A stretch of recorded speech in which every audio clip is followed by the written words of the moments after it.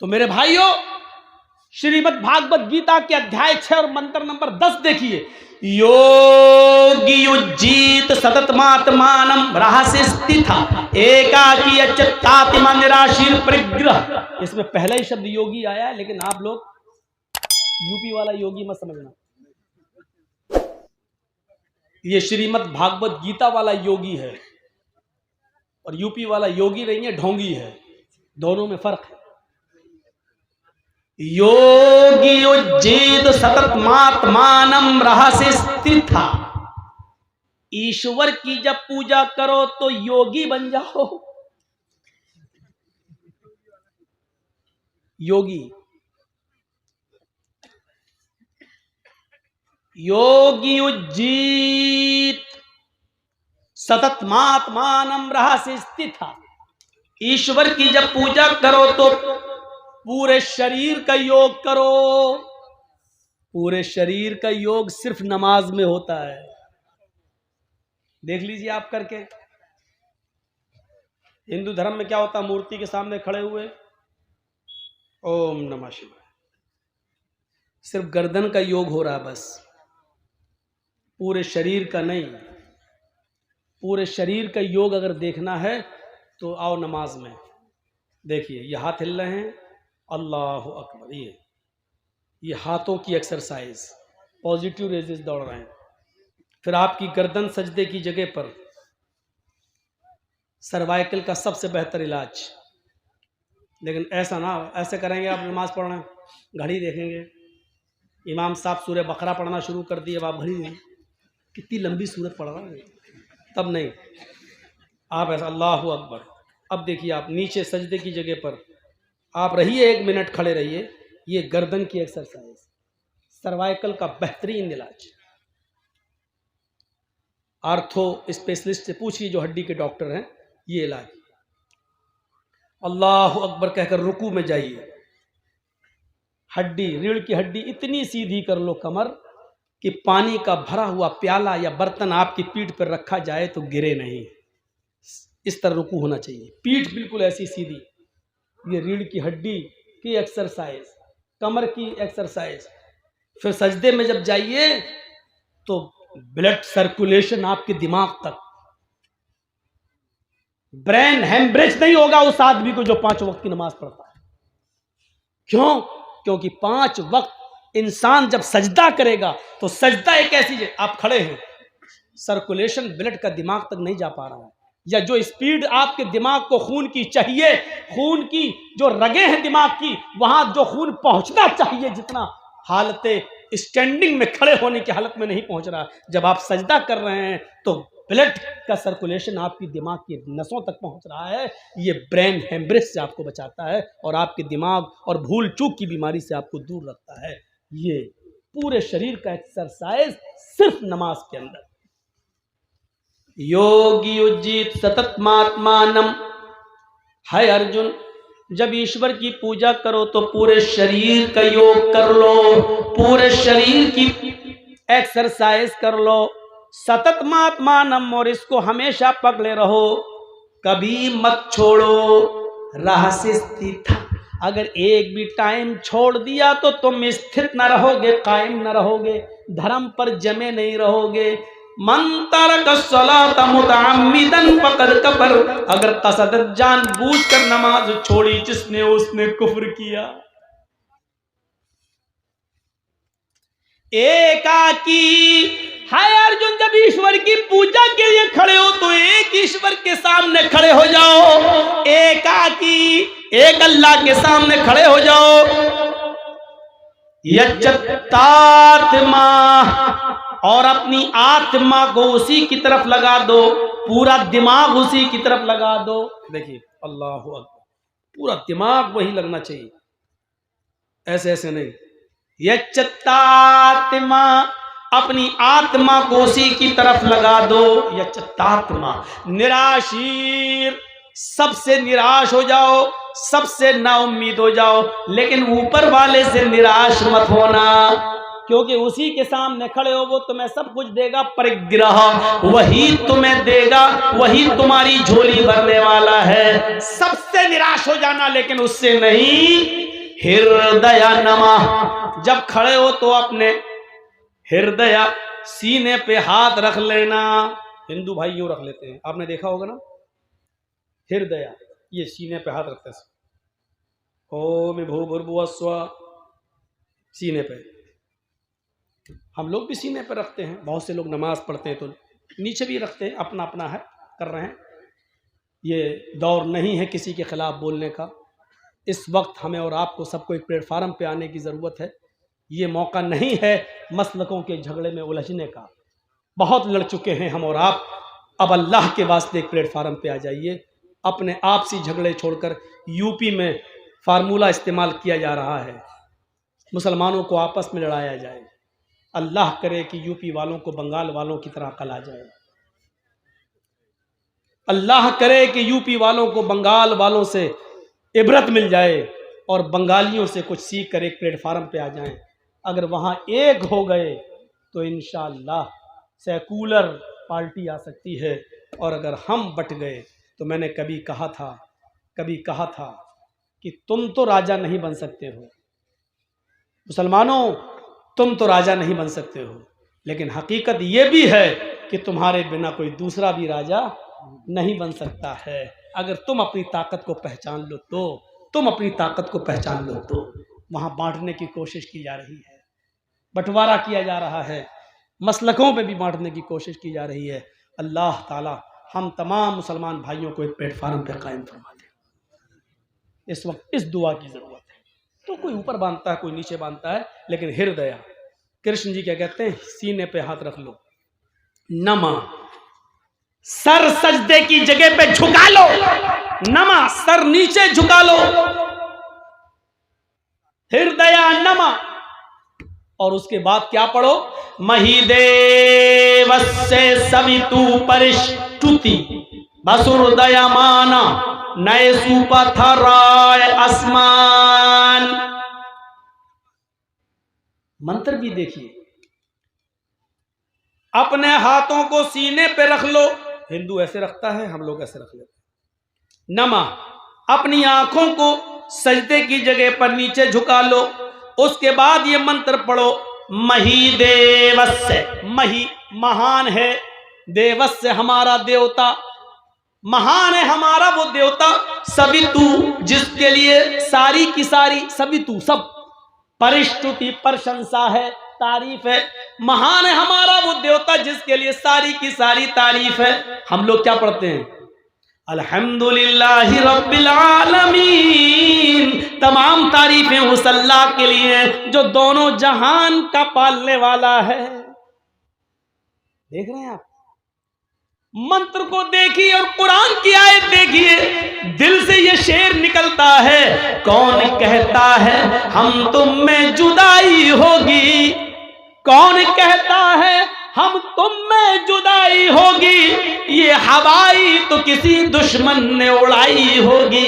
हिंदू भाइयों, इस्लाम के अध्ययन करो, इस्लाम की शीतल छाया में आओ। जैसे हमने तुम्हारी किताबें पढ़ी, तुम हमारे कुरान को पढ़ो, नबी के फरमान को पढ़ो, तुम्हें बहुत कुछ सीखने को मिलेगा। कौन कहता है हम तुम में जुदाई होगी, ये हवा तो किसी दुश्मन ने उड़ाई होगी। हाँ, हम थोड़ा सा ये चेंजिंग करके ये कह सकते हैं, अगर वो शायर जिंदा होता तो मौजरत चाह लेते, क्षमा मांग लेते। उसके शेर में थोड़ी सी चेंजिंग करता हूं, कौन कहता है हम तुम में जुदाई होगी, ये हवा तो योगी और मोदी ने उड़ाई होगी। यही लोग तो चाहते हैं कि हम लोग एक ना हो। हम और आप एक हैं, भाषाएं बदली हुई हैं, लेकिन शिक्षा एक है। कृष्ण जी अर्जुन से कह रहे हैं, उसके बाद ये मंत्र पढ़ो, बसुर दयामाना, वो बड़ा कृपालु और दयावान है। हम क्या पढ़ते हैं, अर्रहमान अर्रहीम, वो बड़ा मेहरबान इंतहाई रहम करने वाला है। कृष्ण जी अर्जुन से कहते हैं, दोनों हाथ को सीने पे रखकर सर को झुकाकर ये पढ़ो, नए सुपथराय आसमान, नए नाव को पार करने वाले, मुसीबतों को दूर करने वाले, नाव को पार लगाने वाले, यानी मुश्किल में काम आने वाले। नहीं, सुपाथारा सुसुंदर पथ मानी रास्ता, सुपथ सुसुंदर पथ मानी रास्ता, हमको सुंदर रास्ते पे चला। नहीं, सुपथरा आसमान, हाय नाव पार लगाने वाले, हाय मुसीबतों को दूर करने वाले, हमको सुंदर रास्ते पे चला, हमको अच्छे रास्ते पे चला। हम क्या पढ़ते हैं? इहदीना सिरातल मुस्तकीम, आय अल्लाह हमको सिराते मुस्तकीम पर सीधे रास्ते पे चला। मेरे भाइयों गौर करो, कृष्ण जी जो चीज बता रहे हैं वही मोहम्मद रसूलुल्लाह ने हमें और आपको बताई है। इसके बाद कृष्ण जी क्या कहते हैं? पंचम समय कर्तव्य, हाय अर्जुन ये पूजा, ये साष्टांग, ये योग, ये नमाज तुम 5 बार पढ़ा करो दिन भर में। पंचम समय कर्तव्य 5 बार किया करो। हम स्वयं कर्तव्य, मैं खुद 5 बार करता हूं, मैं खुद 5 बार करता हूं। मृगचर्म, अगर पवित्र धरती न मिले, जमीन पाक न हो, तो उस पाक जमीन नापाक जमीन हो, जमीन पवित्र न हो, धरती पवित्र न हो, तो मृगचर्म, मृग मानी हिरन और चरम मानी चमड़ा, हिरन के चमड़े को बिछा लो, हिरन की खाल को जाए नमाज बना लो और उसके ऊपर ये साष्टांग करो, उस पर ये पूजा करो, उस पर ये योग कर लो। यानी जमीन पाक होनी चाहिए, और अगर पाक ना हो तो हिरन की खाल बिछा कर नमाज पढ़ लो। इससे ज्यादा और क्या हो सकता है? ये इस्लाम है। और इसीलिए कहा जो इस्लाम को छोड़कर कोई दूसरा रास्ता अख्तियार करेगा वो कबूल नहीं किया जाएगा। दूसरी चीज बताई, वो अन्ना मोहम्मद रसूलुल्लाह, मोहम्मद अल्लाह के रसूल हैं। तौहीद के साथ दीन रिसालत भी जरूरी है। आइए जरा मोहम्मद रसूलुल्लाह को देखें, हिंदू धर्म की किताबों में, अपने भाइयों की किताबों में हम तलाश करें। पहले एक जहन बना लीजिए, दुनिया में जितने भी धर्म हैं, इंपॉर्टेंट चीज, जितने भी दुनिया में धर्म हैं, उन धर्मों के अंदर उस धर्म के महान पुरुष को महान पुरुष नहीं रहने दिया है, इंसानियत से निकाल कर भगवान का दर्जा दे दिया है। आइए देखते हैं। सिखों में देख लीजिए गुरु नानक, लेकिन गुरुद्वारे में चले जाइए लिखा होगा नानक भगवान, इंसान नहीं रहे। जैनियों में चले जाइए महावीर जी, उनके मंदिर पे लिखा होगा महावीर भगवान। गौतम बुद्ध के पास चले जाइए, और नेपाल में लुम्बनी में उनका बहुत बड़ा मंदिर बना हुआ है। मुझे जब प्रोग्राम हुआ था नेपाल में तो वहां के लोग घुमाने के लिए ले गए, देखा लुम्बनी में वो गौतम बुद्ध जिनकी एक पत्नी थी, वो गौतम बुद्ध, उस पत्नी से जिनका एक बेटा पैदा हुआ जिसका नाम राहुल था, शादीशुदा जिंदगी गुजारने वाला वो बुद्धा अचानक दुनिया की जिंदगी से परेशान हो जाता है और सच्चाई की तलाश में अपनी बीवी और बच्चे को छोड़कर जंगल में चला जाता है। और सच्चाई की तलाश में रहते रहते उसी जंगल के बियाबान जंगलों में उसकी मृत्यु हो जाती है। शादीशुदा जिंदगी, एक बीवी और एक बच्चे को छोड़ देना बहुत आसान है, लेकिन मोहम्मद रसूलुल्लाह सल्लल्लाहु अलैहि वसल्लम की 11 बीवियां और खदीजा से 6 बच्चे, मारिया किप्तिया से एक बेटा, फिर वो बीवियां जिनसे आपने, जिनके पहले शौहर जिनको तलाक दे दिए थे या मर गए, अल्लाह के नबी ने उन बेवा औरतों से जो निकाह किया था, वो औरतें अपने पुराने शौहरों के बच्चे लेकर आई। उन बच्चों को पालना, उनके बच्चों को पालना, अपने बच्चों को पालना, बीवियों का हक अदा करना, बच्चों का हक अदा करना, ये किसी जवान मर्द इंसान का काम हो सकता है, लेकिन एक बीवी और एक बच्चे से तंग आकर दुनिया को छोड़ देना और बीवी और बच्चे को छोड़कर जंगल में चला जाना और सच्चाई की तलाश में रहते रहते उसी जंगल में मृत्यु पा जाना, ये बहुत आसान काम है। बीवियों को पालना और बच्चों की परवरिश करना ये बहुत मुश्किल काम है। अल्लाह के रसूल ने 11 बीवियों को भी देखा, दूसरी बीवियां जो दूसरे शोहरों की थी और जो इंतकाल कर गए थे, नबी अकरम ने जब उन औरतों से शादी की तो वो अपने पहले शौहर, पहले पति के बच्चे भी लाई, उन बच्चों को भी पालना, फिर उनकी शादियां भी कराना। मेरे भाइयों, ये दिल गुर्दे का और कलेजे का काम है। आज भी बहुत सी संस्थाएं ऐसी हैं जो यतीम और गरीब लड़कियों की शादियां कराती हैं। मेरे भाइयों, मुबारकबादी के लायक हैं वो संस्थाएं, वो तंजीमें। होना चाहिए गरीब लड़कियों की शादी का बंदोबस्त और इंतजाम हो, और यही काम जनाब मोहम्मद रसूलुल्लाह सल्लल्लाहु अलैहि वसल्लम ने किया। तो राह आज गौतम बुद्ध का मंदिर देख लो, वहां जाओगे तो आप लिखा देखेंगे बुद्ध भगवान, महावीर भगवान, नानक भगवान, बुद्ध भगवान। ईसाइयों में चले जाओ, ईसा अलैहिस्सलातु वस्सलाम जो अल्लाह के नबी थे, ईसाइयों ने उनको भी बंदगी से निकाल दिया, सन ऑफ गॉड कह दिया, अल्लाह का बेटा। बल्कि ईसाइयों का एक तबका और एक फिरका तो 3/1 और 1/3 तस्लीस का कायल है। 3/1 1/3 यानी ईसा, मरियम और अल्लाह, ये तीनों एक है और एक ही तीन है। ईसा ही अल्लाह है, ईसा ही मरियम है, मरियम ही ईसा है, मरियम ही अल्लाह है, अल्लाह ही ईसा है, अल्लाह ही मरियम है। यानी एक तीन है, तीन एक है। ये ईसाइयों में ये चला है, सन ऑफ गॉड, अल्लाह का बेटा। दुनिया में जितने भी मजहब उठाइए, उनके मानने वालों को देख लीजिए, उन्होंने इंसान नहीं रहने दिया।